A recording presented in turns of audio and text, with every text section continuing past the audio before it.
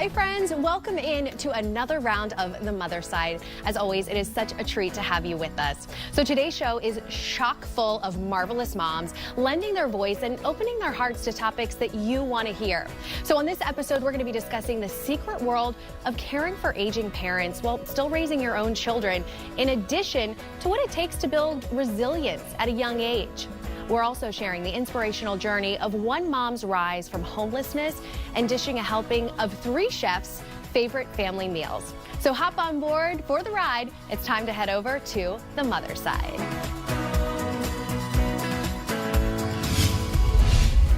A recent study by Harvard Business School finds almost 3/4 of U.S. workers face some type of caregiving responsibility, with more than 80% admitting that their responsibilities actually keep them from doing their best at work. It's a particularly difficult balance for what is called the Panini Generation, those moms and dads raising children while having to tend to an ill or aging parent. So building off the Panini theme, we have 3 renowned chefs with us, joining with their personal accounts. So welcome mothers of 3, Lori Rogers and Kristen Cofield, and mother of 4, Paula Scheuer. Welcome, ladies. And by the way, this was not planned. We all just happened to show up in the same color, so great minds think alike. So can you guys, I guess, quickly kind of tell us a little bit about your experience with aging parents? Well, my parents lived in California. I'm from California, and I live here in the D.C. area. And when my father got sick, it was back in 2006, and I was having to fly back and forth. He had a very aggressive form of cancer in his esophagus, and he was given 12 months to live, and he lived exactly 12 months. And it was very difficult having kids in school and having to fly back and forth to California to check on him, because I wanted to see him. I wanted to be there for his last Father's Day, his last birthday, and those trips were very difficult, but they meant the world to me. But it was difficult to do that, and I was working in corporate America at the time. And raising small children. Yeah, and then years later my mother got sick as well, and I ended up taking an overnight trip to California for what ended up being a week there, and bringing her back for 3 months to nurse her to health. Okay. So we've moved her here now, but it's very difficult when you have kids that are in school. I had a kindergartner at the time, and mommy's just gone. Yeah. You know, thankfully now she's in better health and she's living here near us, but it's a lot. It's very difficult to have to put your family on hold, because it's just what you have to do. You want to be there for your parents. Yeah. Kristen, what about you? I had sort of that tsunami of personal events that all happened at the same time. I had a son in college. I had a daughter in college playing Division I college sports. I had a high schooler who was acting, so she required a lot of help from mom. We were driving to auditions, and then my mom developed breast cancer. Well, her cancer came back, so we were dealing with that, and my father, who I was estranged from, had Alzheimer's, and then my stepfather got Parkinson's disease. So I had these 3 kids who were very needy, and I had these parents who were needy, and I was really the only one that could deal with it, and I paid for it with my own health. So for me, I had spent many years going back and forth to New York because my father was the older parent who was sick. But then my mother, who was much younger, was diagnosed with stage 4 lung cancer, and she was gone 12 weeks later. And so I was going back and forth to New York to help manage her care. And for the last 5 weeks or so, I pretty much had to live there with a few days back and forth. And I had my twin 10th graders at home at the time. I just can't imagine. I mean, how did you guys kind of find that balance? I mean, is there? I mean, because you're trying to be the caregiver for everyone. There's no balance. Yeah. I mean, you are literally running around like a woman on fire, and you are putting out everybody else's fires. And what happens, and I think we can all agree on this, is that you're putting the oxygen mask on everybody else, and you're not putting it on yourself. So, you know, for me, it was a whole decade, and I was living in fight or flight mode, and then I developed thyroid cancer. For me, both of my parents were gone in 17 months. So by the time I recovered from losing my mother, I had to then take care of my father. But I made the wise decision to move him to Maryland for his last 6 months. So he was here near me. And not only could I help manage his care, but I got to show my children what caregiving means and what we need to do for our parents. Well, that seems to be a common theme because you said that you brought your mom here. Yeah, she had a diverticulosis event and lost about 1/3 of her blood in less than an hour. Oh, and it was literally your mom's not going to the hospital, what do you do? And that was when I had kids in kindergarten, and it was a snowstorm here in DC when it happened. Gosh, when it rains, it pours. I'm telling you, but I just got on a flight the next morning and just went.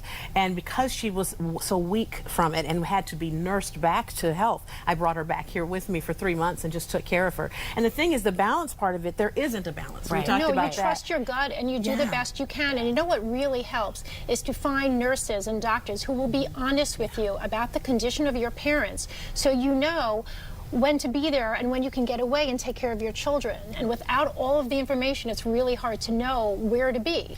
And there's this piece of you as well that your parents have cared for you and they've taken care of you. You know, they're your parents. And then when you see them needing something, there's just something in you that you just want to.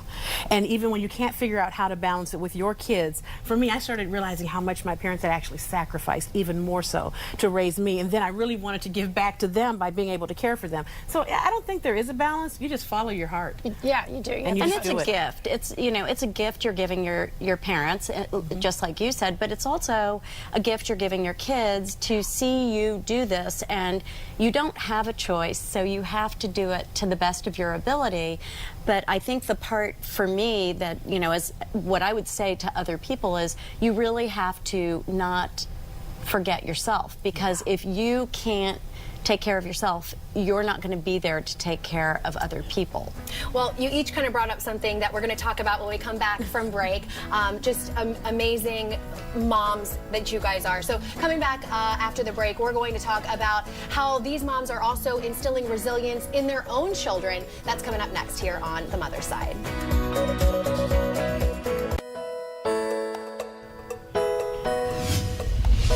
Welcome back here on The Mother's Side. We are back with chefs and moms, Lori Rogers, Kristen Cofield, and Paula Scheuer, and they all know too well the strength required in the face of hardship. And join us now as we kind of talked about on how to pass that resilience on to our children. And you guys kind of each talked about it. I mean, Kristen, you mentioned it, kind of almost sometimes being a gift of showing your kids how to be caregivers. Right, and nothing, you know, kids don't learn anything from the easy stuff. That stuff just sort of slides under the radar. So you really want them to be tempered a little bit by real life. You don't want them to get to be 30 and all of a sudden have to deal with something hard and not know how to do it. And I think we were talking a little bit earlier about that, you know, you really want to kind of let them experience some of these disappointments. Right, and be honest with them about what's going on to a point. Like, my tactic was always, with my 4 teenagers at the time, was not giving them too many details that it hampered their ability to live their lives,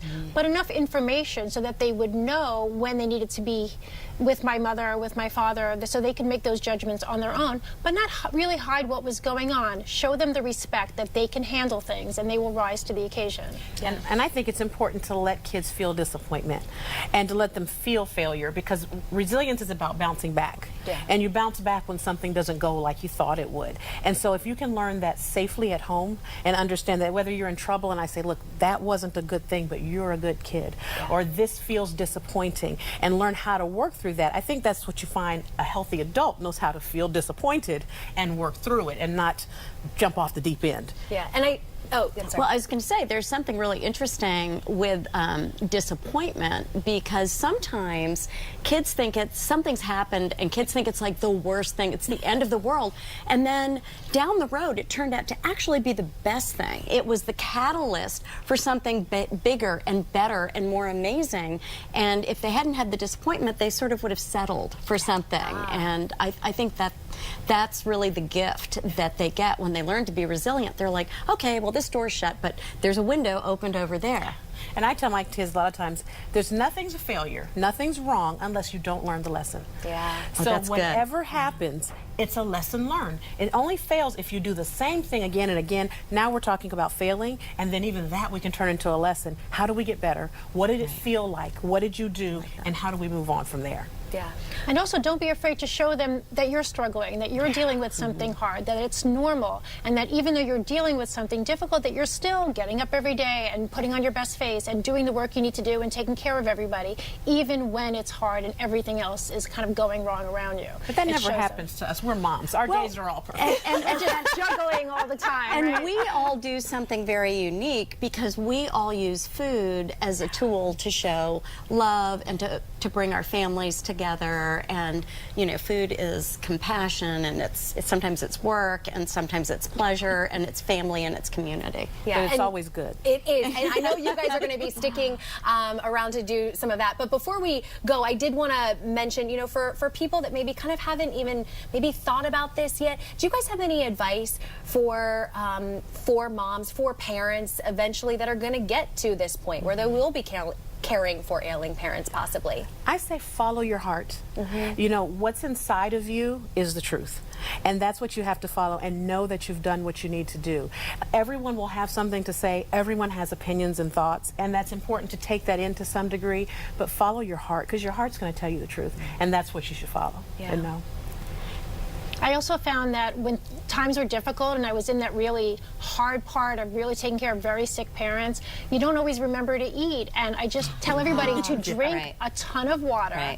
And if you can't get enough sleep, talk to a doctor and get help with sleep, because you have to be your best self to take care of people and make some really hard decisions. So by staying hydrated and making sure you get enough sleep, then you can manage it. And you have to find an outlet. For me, it was running, but so I had the wider world and a hopeful feeling around me when I would get out of the house and run. But you have to find some way to take care of yourself so that you can take care of everybody else. And you can start on the end of your fork too, because food is fuel, and what you put in really determines how you're going to handle all those things around you, and the stress and the sleep. It all comes together. So that's why I say, you know, you can't overlook the self-care, and that's the first thing to go when you're caring for children and parents. Well, you guys are navigating it, and thank you so very much. I know my mom is currently kind of going through the same thing right now, so it's just nice, I think, to have kind of a community and being able to talk about it openly and have other people understand where you're coming from. So thank you. All right, well, you guys aren't sticking around. You guys, I know, are chefs and are going to be with the action. We're going to show you some food. Yes, I can't wait. Some of their most favorite family meals. Coming up, our Master Chef moms return to dish their favorite family meals. I'm hungry. I'm sure you are too. We'll see you on the other side.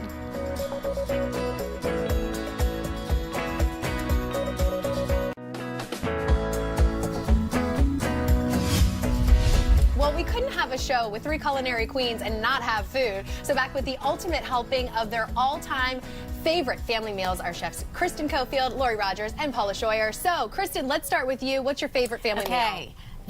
My famous roast chicken, and the recipe's on my website at The Culinary Cure. All three of my kids learned how to make this recipe early on, and nothing is more delightful than the smell of a roasting chicken. So this is our Sunday dinner: the roast chicken, sweet potatoes, and the greens. Oh, so well balanced, delicious, and if the kids can do it, then anyone can do it. What about you, Lori? We love Cajun chicken pasta in my house. And what I love about this is it hits all the right notes, all the right spots. You got the pasta to make everybody happy, but what is also good about it is it's got vegetables. We got the sweet bell peppers in there and everything, onions and the chicken. And if you have a little bit of time, you can buy a rotisserie chicken, pull the meat off the bone, or buy shortcuts. If you have a lot of time, you can cook your own chicken, make that sauce as spicy as you want. Everybody smiles when I make this. That's awesome. And what about you, Paula? Well, I had to come with my Moroccan spice short ribs because my kids love this, and I make vats of it whenever they're home. My three sons and my daughter too just love it. It's just a Moroccan spice. You grill it, and then you bake it in the oven with barbecue sauce, garlic mashed potatoes,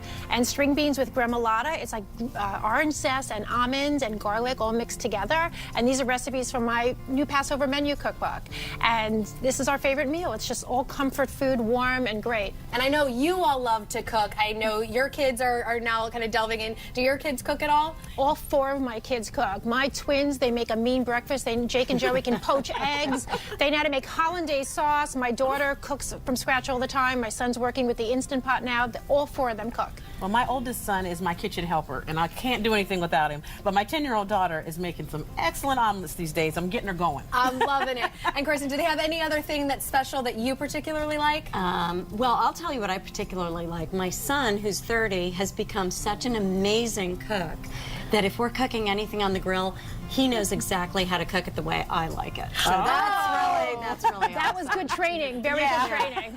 He's like, yeah, that's just a medium, yeah. That's wonderful. And by the way, since you guys are all here, I know that you mentioned it, your website, The Culinary Cure. TheCulinary Cure.com. ChefLorius.com.